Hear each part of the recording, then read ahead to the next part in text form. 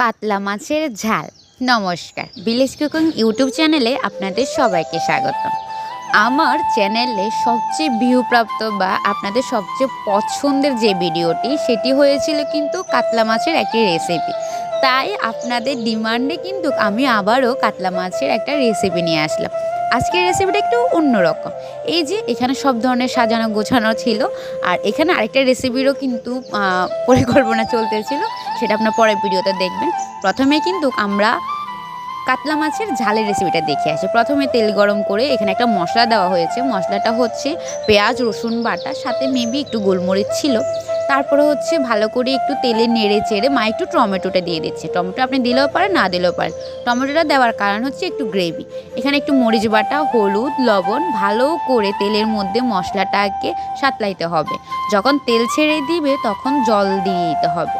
এই রান্নাটা একটু অন্যরকমভাবে করলাম। আপনি কিন্তু এইভাবে কিন্তু কাতলা কালিয়াটাও করতে পারেন।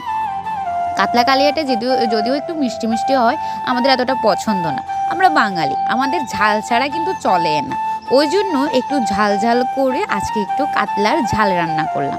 রেসিপিটা হয়তো অনেকের কাছে নতুন, অনেকে হয়তো বা জানেন না, কারণ এই আইডিয়াগুলো আমার মায়ের মাথা থেকে বের হয়। আমার মায়ের মাথা থেকে নতুন নতুন অনেক ধরনের রান্নার আইডিয়া বের হয়। উনি খুব ইউনিক ইউনিক রান্নাবান্না করতে পছন্দ করেন। আর তাছাড়া আমার মা গ্রাম বাংলা যে হারিয়ে যাওয়া রেসিপিগুলো, ওগুলো করতে খুব পছন্দ করেন। তিনি আমাদের এমনও বলেন যে তোমরা তো এখন এগুলো দেখো না, জানো না। আমরা আমাদের সময় এই ধরনের রেসিপি, ওই ধরনের শাক, ওই ধরনের মাছ আমরা দেখতাম, প্রচুর খেতাম। কিন্তু আসলেই সত্যি বর্তমান যুগে এখন আমরা অনেক কিছু থেকে বঞ্চিত।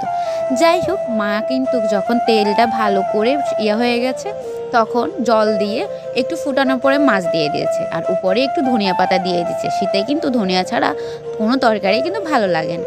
এরপরে একটু ভালো করে রান্না করে নামিয়ে নিবে। অবশ্যই একটু ঝোলটা যখন একটু ঘন হয়ে আসবে তখন। এই যে আমাদের রান্নাটা হয়ে গেল। আর কাতলার ঝালটা কেমন লেগেছে অবশ্যই জানাবা। দেখা হচ্ছে নতুন কোনো ভিডিওতে, নতুন কোনো সময়। সবাই ভালো থাকবে, সুস্থ থাকবে, আর অবশ্যই আমার ভিডিওগুলো ভালো লাগলে লাইক কমেন্ট শেয়ার করবে। যাই হোক, দেখা হচ্ছে আবারও নতুন একটা ভিডিওতে। রাধে রাধে।